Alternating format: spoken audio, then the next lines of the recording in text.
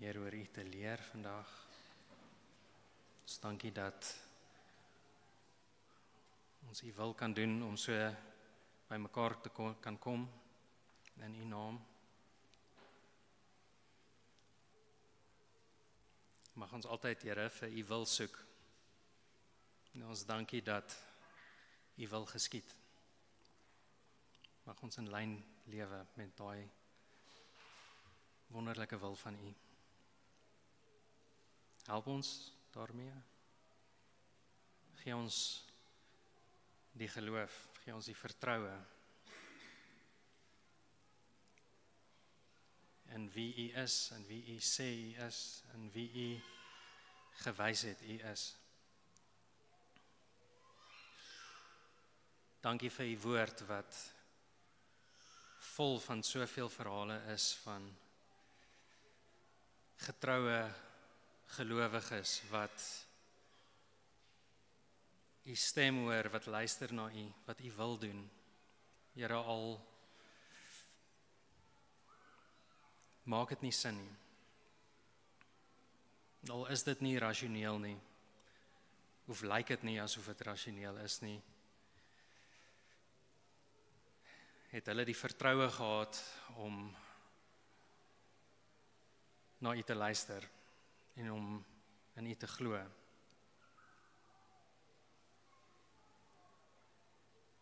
Mag ons so 'n kerk wees van mense wat waarlik glo, Here, wat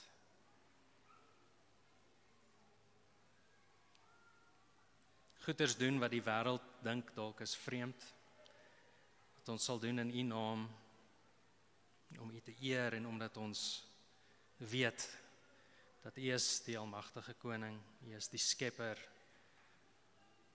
en U het beloftes aan ons gemaak, dat ons nuut gebore is, dat ons nie meer die dood hoef te vrees nie, dat ons 'n nuwe lewe kan lei. Heeltemal agter U aan en getrou aan U. Ek wil bid vir vandag se boodskap, sal U dit seën en mag dit ons bemoedig.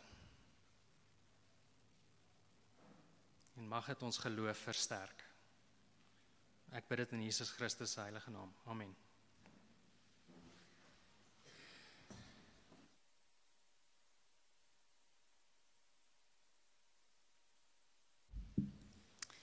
Our reading this morning comes from Hebrews 11, verses 1 to 7, and I'll be reading from the ESV. Hebrews 11, reading from verse 1. Now faith is the assurance of things hoped for, the conviction of things not seen. For by it the people of old received their commendation. By faith we understand that the universe was created by the word of God, so that what is seen was not made out of things that are visible. By faith Abel offered to God a more acceptable sacrifice than Cain, through which he was commended as righteous, God commending him by accepting his gifts. And through his faith, though he died, he still speaks. By faith Enoch was taken up so that he should not see death, and he was not found because God had taken him. Now before he was taken, he was commended as having pleased God. And without faith it is impossible to please him, for whoever would draw near to God must believe that he exists, and that he rewards those who seek him.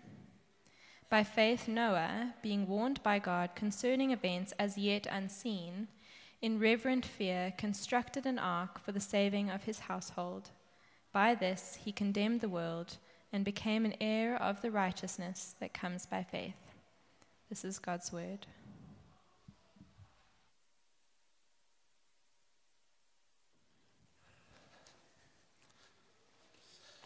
Asai, goeiemôre Ligpunt. Dit is goed om hier op hierdie koelerige oggend weer by julle te wees en is lekker om God se woord te kan preek. My naam is Johan van Aswegen.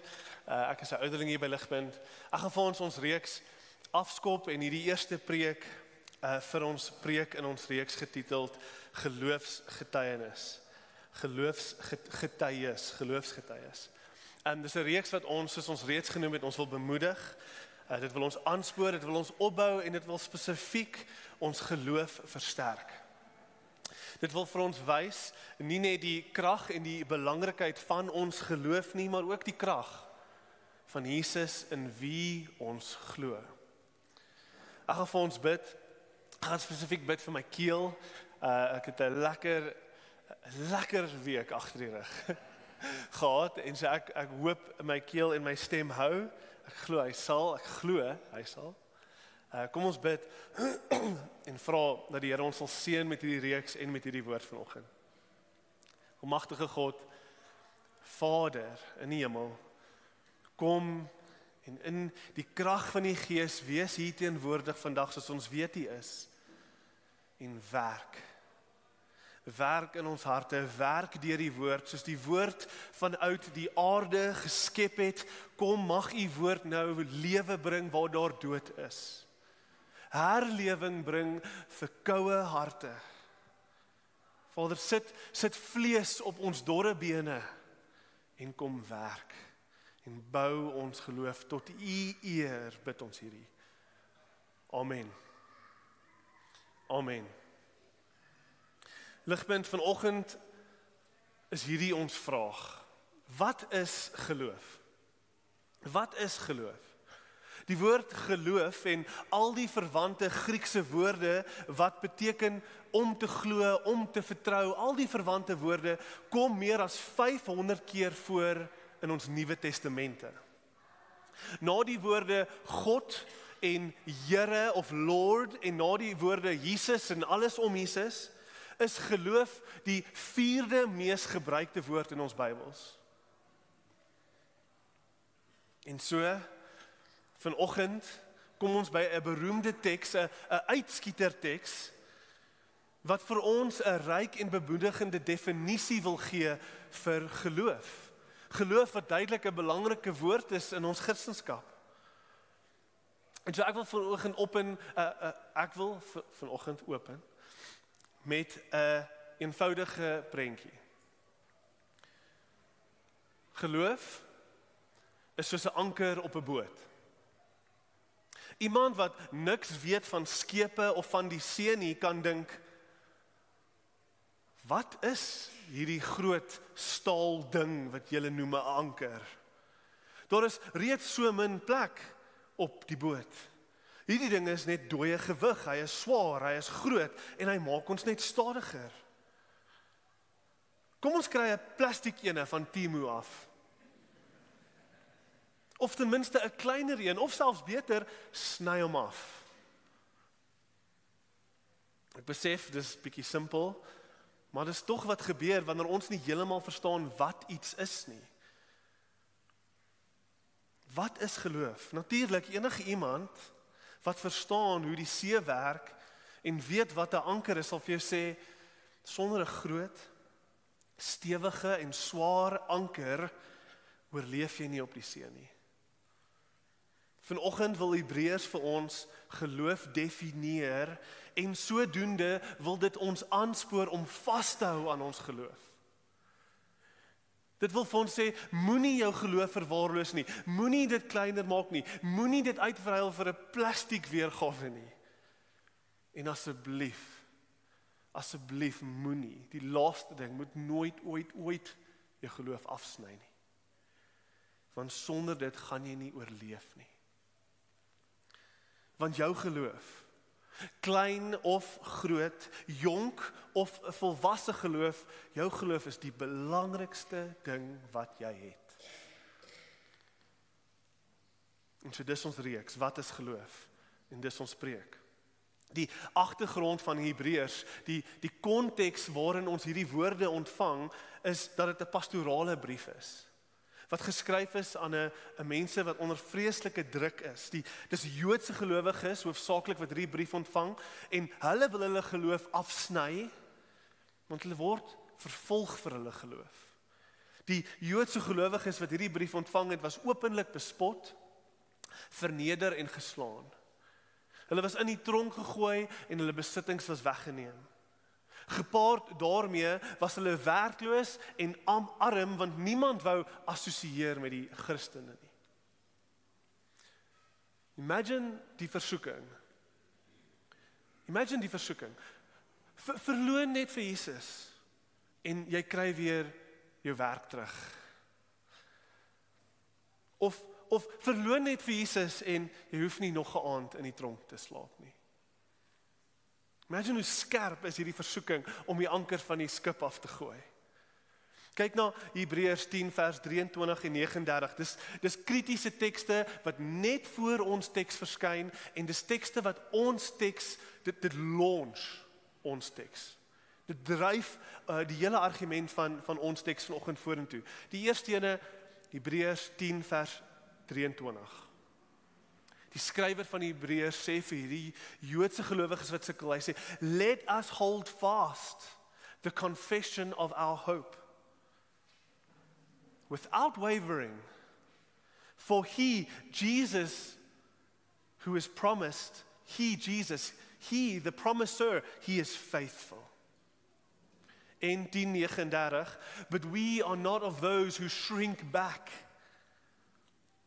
Ons gooi nie ons ankers oorboord nie, ons kort ons anker geloof. We are not of those who shrink back and are destroyed. Nee, om ons anker van die boot af te gooi is geestelike selfmoord.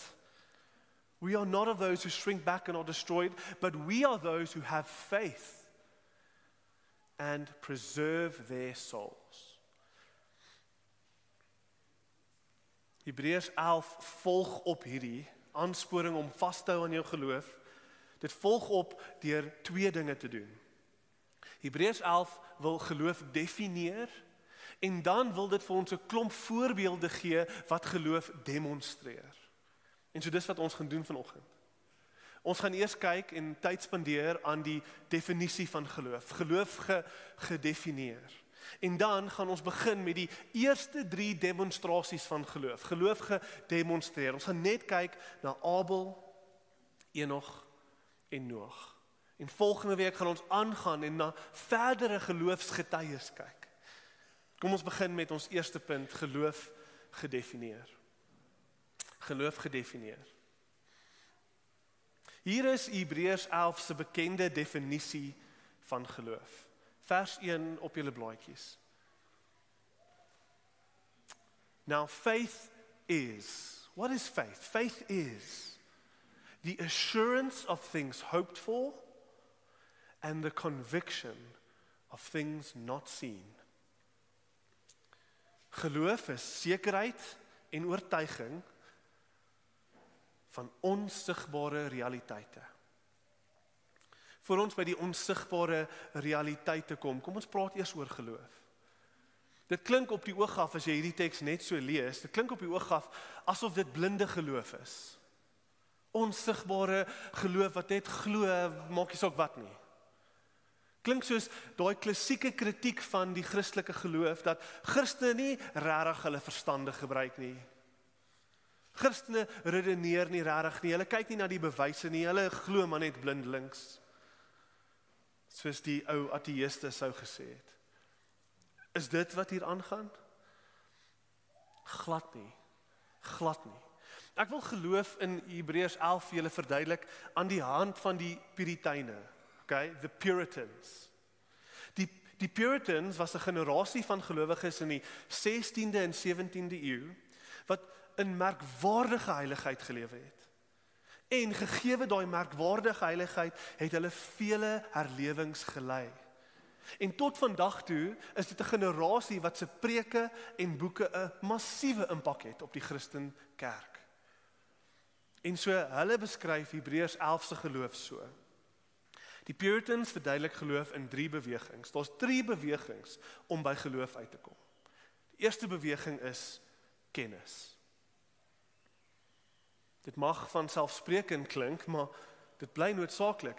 Kan ons in iets glo waarvan ons niks weet nie? Natuurlik nie. Die eerste stap van geloof is altyd 'n redelike mate van kennis oor die ding wat ek ondersoek. Die tweede beweging is 'n stapie verder, ooreenstemming. ooreenstemming. Dit mag ook vanselfsprekend klink, maar dit bly ook noodsaaklik. Kan ons in iets glo wat ons nie mee saamstem nie? Kan ons in iets glo wat ons nie ten minste oortuig is goed en moontlik die waarheid nie? Nee, ons kan nie. Hierdie is die eerste 2 stappe. En ek wil hier pause en net sê, ek wil erken, daar is 'n nodige en 'n belangrike plek in ons geloof vir bewyse. Ek verwys na die bekende praktyk in die Christelike lewe of in die Christenkerk van apologetics. Probeer die Afrikaanse woord 3 keer sê en julle sal verstaan hoekom ek dit nie nou probeer sê nie. Dis my tong kry 'n hartaanval as hy die Afrikaanse woord vir apologetics probeer sê. Ek kry dit nie reg nie. Maar apologetics, die redenering en verdediging van ons geloof, daar's 'n plek daarvoor. Geloof is nie in hierdie opsig blind nie. Daar is goeie bewyse, evidence, vir dit waarin ons glo, en die bewyse en redenering van ons geloof oortuig ons. Dis deel van stap 1 en 2. Daar was nog altyd in Christendom 'n beweging, 'n verdediging om vir mense te sê, ons geloof is nie sprokiesverhale nie. En ons geloof is nie blind nie. Moderne voorbeelde hiervan is volop, maar net 2 voorbeelde. John Lennox, voormalige professor en hoof van wiskunde by die Oxford Universiteit. Hy doen 'n uitstekende werk om die Christelike geloof te verduidelik en te verdedig.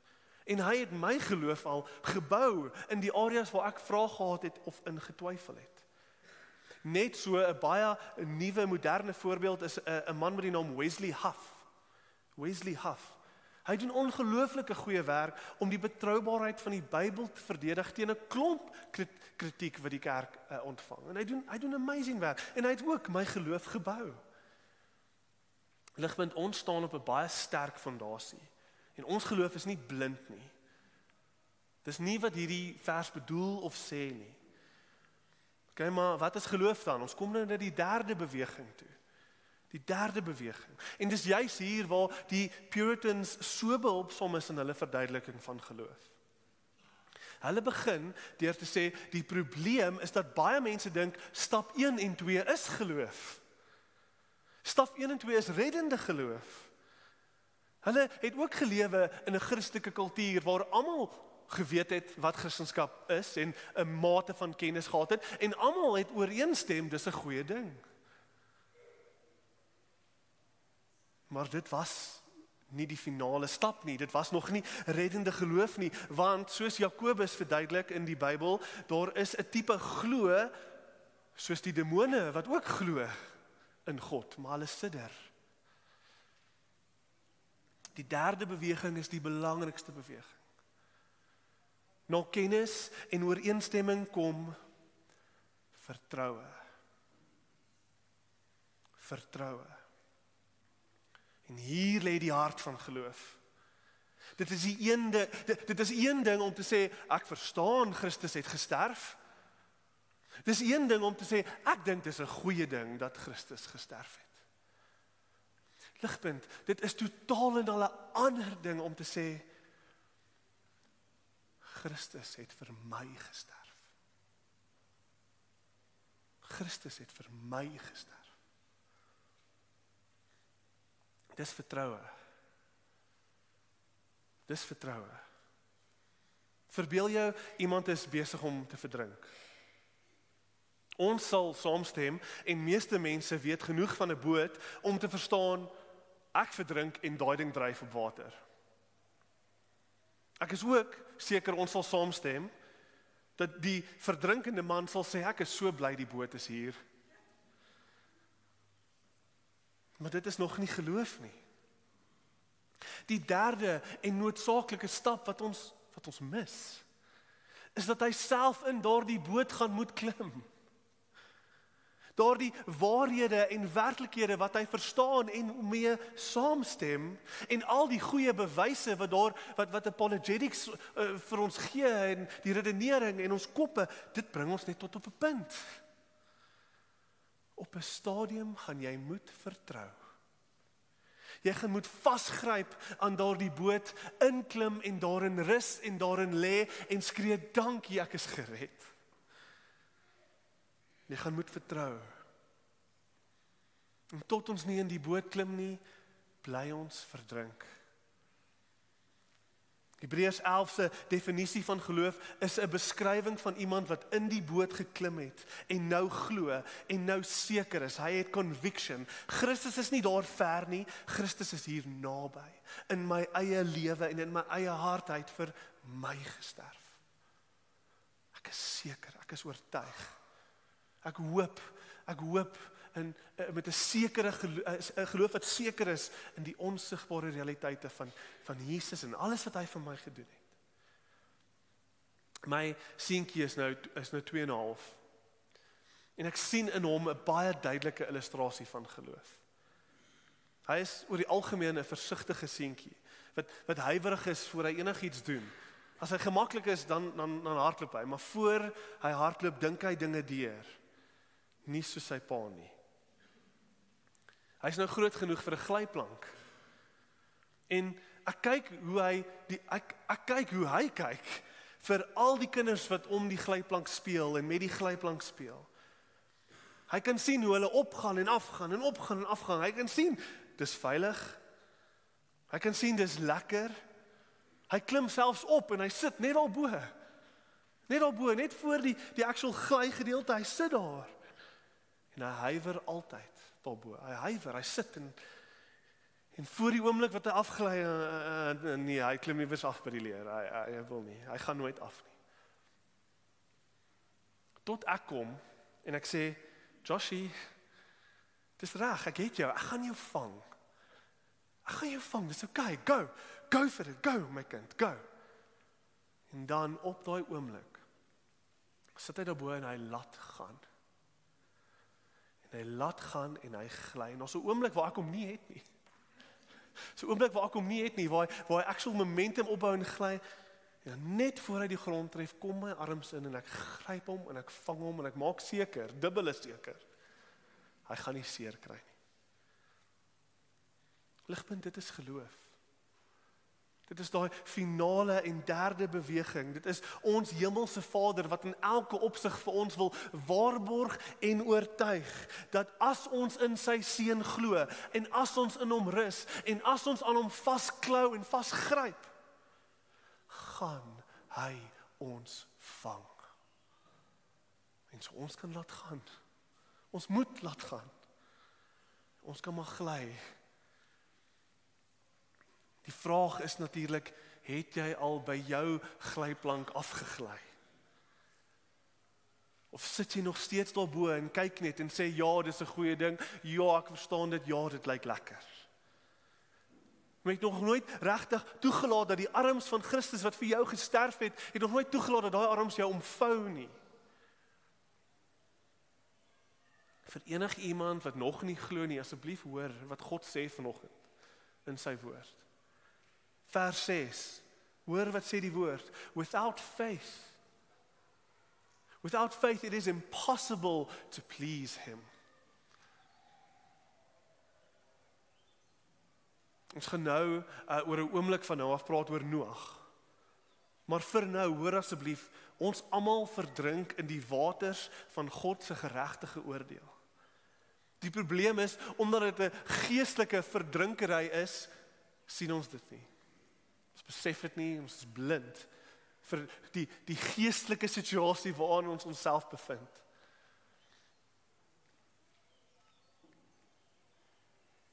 En so die boot kan verbykom en ons kan maklik laat hy verbygaan sonder om ooit in hom in te klim. Vanoggend is jou geleentheid. Vanoggend is jou geleentheid. Vanoggend bid ons dat jou oë sal oopgaan en dat jy sal inklim. Vanoggend is my gebed dat jy sal hoor, Jesus sien jou. Hy weet van jou sonde, hy weet van jou seer en hy steek sy hand van vergifnis en genesing uit na jou toe. En hy sê klim in. Klim in. Moenie laat hierdie geleentheid verby jou gaan nie. Vir ons wat reeds glo. Vir ons wat reeds glo. Dalk is ons geloof jonk, swak, moeg, klein. Dalk kom die swaar kry van die Hebreërs oor jou pad. Lewe is 'n vreesagtige plek. Angs, vrees, swaar kry, dit is die laste wat ons almal dra. Vir jou wil ek sê, moenie jou geloof afskeep nie. Die kragtigste ding wat ons het, die kragtigste ding wat die grootste verskil maak, die ding wat ons vrees uitdryf en ons troos in die donker nag, is hierdie. Dit is ons geloof. Dat Jesus vir my is, dat hy sy arms by my omring om my veilig te hou. Maak nie saak wat in hierdie wêreld met my gebeur. Hierdie bring ons na die onsigbare werklikhede van ons geloof toe. Dit is geloof, maar waarin glo ons? Wat is hierdie onsigbare realiteite? Dit is alles wat Christus vir ons gedoen het. Dit is alles wat nou waar is, omdat Christus koning is, en hy lewe nou, en hy regeer nou. En dit is ook, soos ons sê by Ligpunt, 'n vorentoe kykende geloof, 'n hoop in wat kom. En alles wat Jesus nog gaan doen. Net soos ek my kind bemoedig, en ek sê, ek het jou, ek gaan jou vang, kom, gly.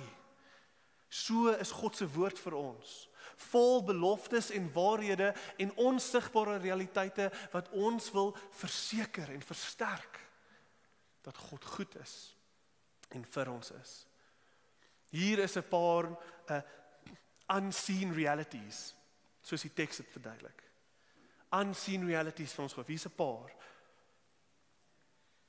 Hierin moet ons vertrou. Jy is totaal en al vergewe, al voel jy dit nie. Die Gees lewe binne jou en gee vir jou krag vir gehoorsaamheid, al sien jy hom nie. Jy is 'n aangename kind van God, die appel van sy oog, al voel jy hoe verlate. Verder, Jesus regeer nou, al lyk die wêreld soos chaos om ons. Hy regeer, hy's in beheer, hy het dit. Hy is deur niks verbaas nie. En daar is 'n nuwe hemel en aarde wat kom, waar Jesus self elke traan van elke wang gaan afvee. Al voel dit hoe onmoontlik, dit is die waarhede wat ons geloof aan moet vasgryp, in moet rus en in moet vertrou. En dis hierdie waarhede wat vir ons 'n stewige en groot anker is en vrede bring in die woeste waters van die lewe. Dit is geloof gedefinieer. Kom ons gaan aan na ons tweede punt toe, geloof gedemonstreer. Ons het gekyk na geloof gedefinieer, nou geloof gedemonstreer. Ons het gesien wat geloof is, maar nou wys die skrywer van Hebreërs vir ons hoe dit lyk. Hy gee vir ons 3 voorbeelde, Abel, Henog en Noag.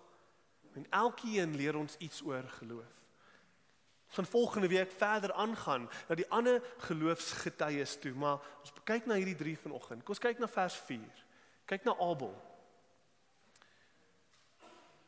Abel, Henog en Noag. Kom ons kyk na Abel, vers 4. Deur geloof het Abel aan God 'n beter offer gebring as Kain. Deur die geloof is hy regverdig genoem, righteous. En deur geloof spreek hy steeds, al is hy dood. Hy praat steeds, al is hy oorlede. Dink vir 'n oomblik hoe hierdie toneel uitgespeel het in Genesis 4. 2 broers, albei bring offers. Een se offer is met geloof en die ander een maak hom dood vir dit. Wat leer ons oor geloof uit hierdie storie uit? Ligpunt, hierdie is so belangrik. Ons leer dat geloof nie altyd beteken dinge gaan maklik wees nie. Inteendeel, Abel wys vir ons die harde realiteit Dat jy kan met jou hele hart glo en jou beste offer bring en die offer is aanvaar en steeds jou lewe verloor. Daar is 'n leuen daar buite wat sê, as jy glo, sal alles met jou goed gaan. Altyd in hierdie lewe. Ek wil pertinent sê, dit is nie waar nie.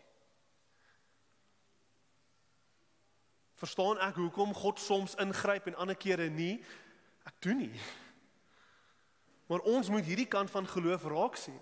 Selfs die mooiste, opregste geloof gaan soms in hierdie wêreld uitroep tot God, in diepste hartsvertroue, en dit gaan lyk asof God jou nie gevang het nie. Jy gaan die verlies en die dood ervaar van hierdie lewe. En ons gaan in daai oomblik regtig moet vertrou. Swaar kry toets ons geloof tot op die uiterste. Dit trek ons tot op die einde van wat ons dink ons weet van God. Ons gaan op daai oomblik regtig erg moet vertrou dat sy weë hoër is as ons weë. His ways are higher than our ways. En asseblief sien daai laaste sin raak van vers 4 want dit is so belangrik. Abel se bloed roep nog steeds uit.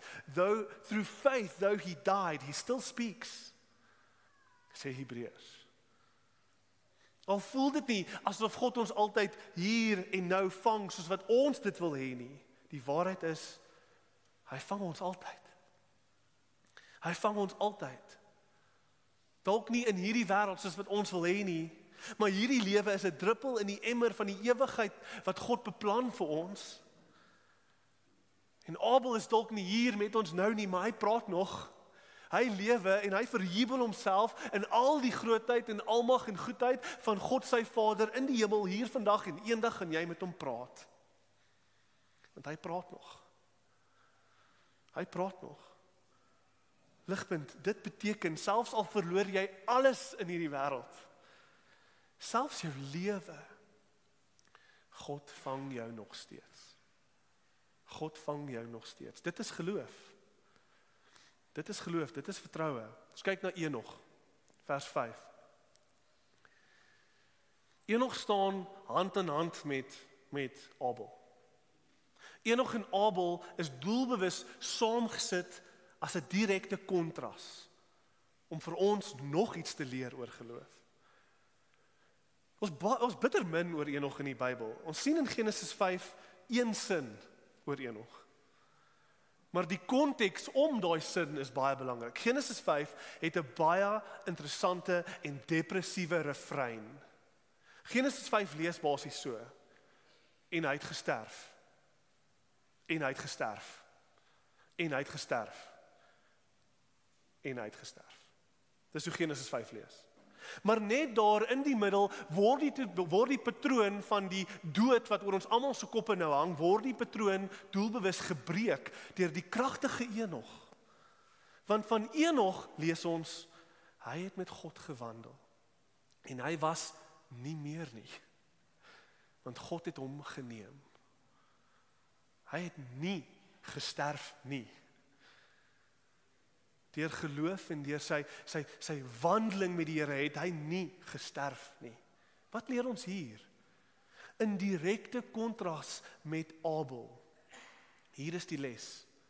Daar is Abel stories van vervolging, verlies en swaar kry. Daar is. Maar as ons net daarby stil staan, mis ons die Enog stories. Die verhale waar God wel bonatuurlik ingryp. Die stories van genesing en beskerming, soos Petrus wat in die tronk uitgebreek is, en vele stories soos dit. Stories van oorwinning. Weereens, ek sê weer, ek verstaan nie hoekom God soms ingryp en ander kere nie, maar Enog is 'n bewys dat hy doen.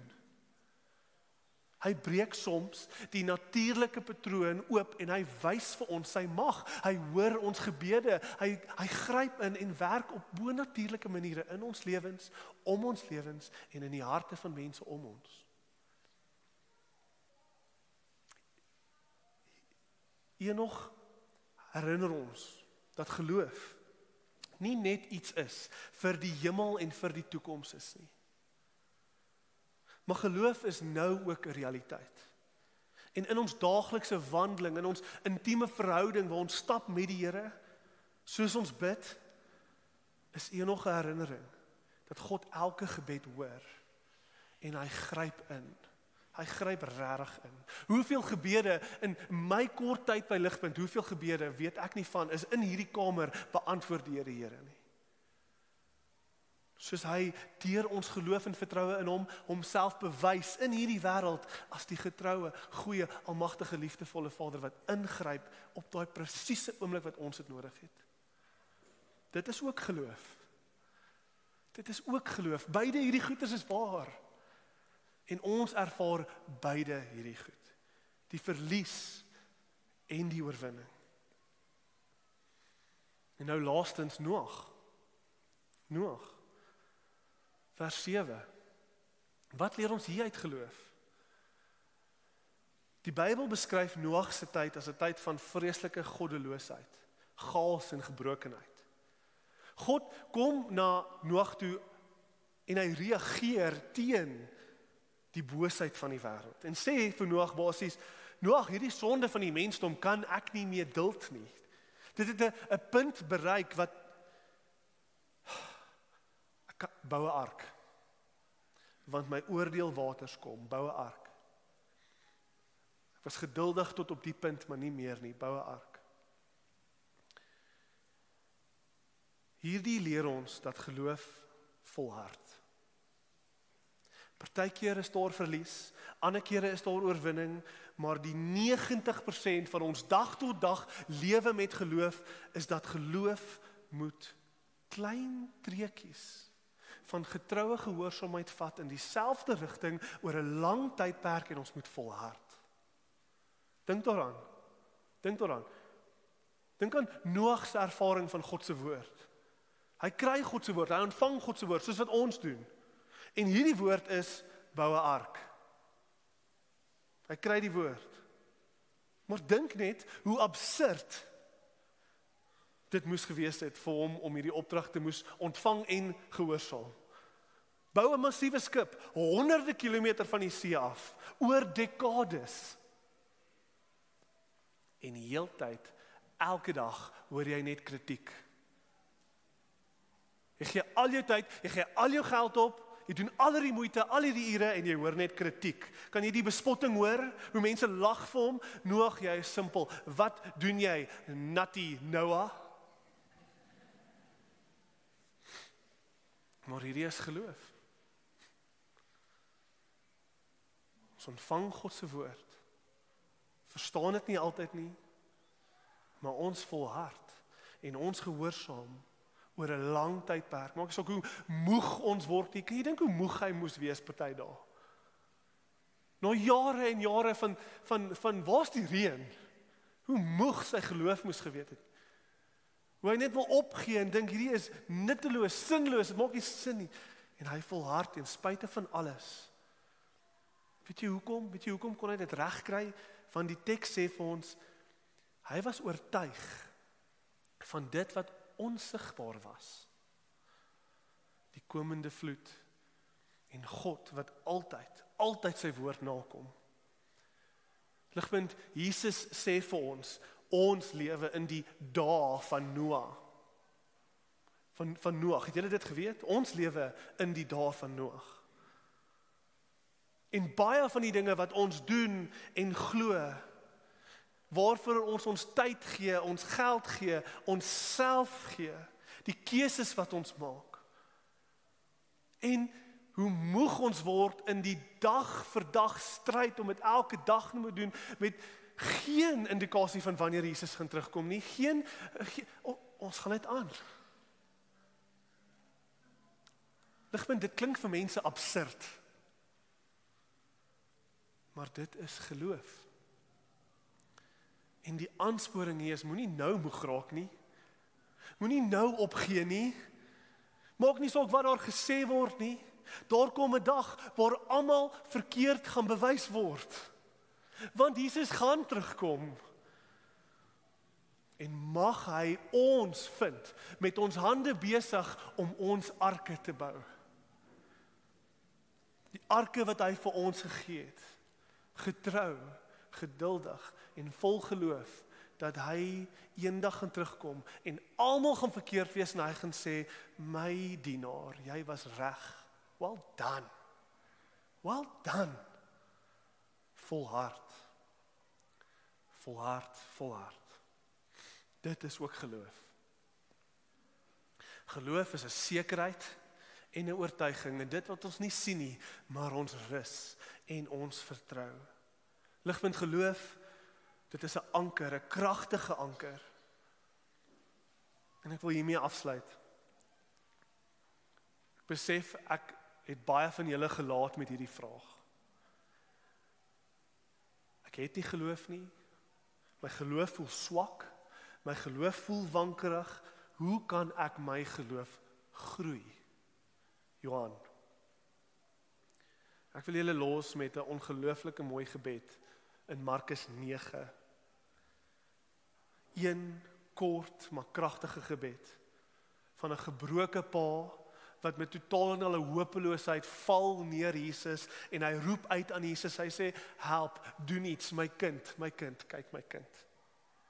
En Jesus antwoord hom met hierdie woorde. Jesus sê, alles is moontlik vir die een wat glo. Kragtige woorde. En die man bid toe. Hy pleit met die eerlikste gebed in die hele Bybel. Hy sê vir Jesus, ek glo, maar help my ongeloof. Ligpunt, dis waar ek ons wil los. As jy so voel, as jy voel jou geloof is swak en jy wil opgee, bid hierdie gebed. Ek glo, maar help my ongeloof.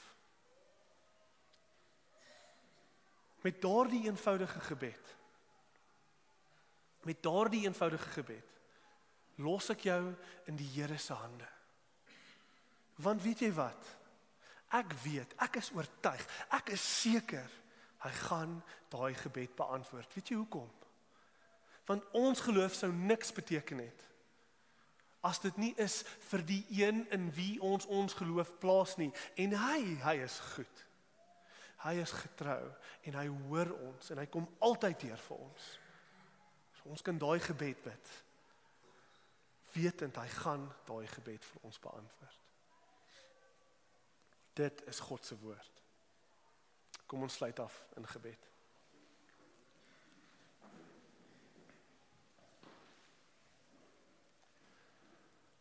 Almagtige God, Hemelse Vader, ons bid vanoggend 'n eenvoudige en nederige gebed. Ons glo, maar help ons ongeloof. Kom en doen hierdie werk in ons elkeen se hart, Jesus. Ons bid dit in u goeie, getroue en almagtige naam. Amen.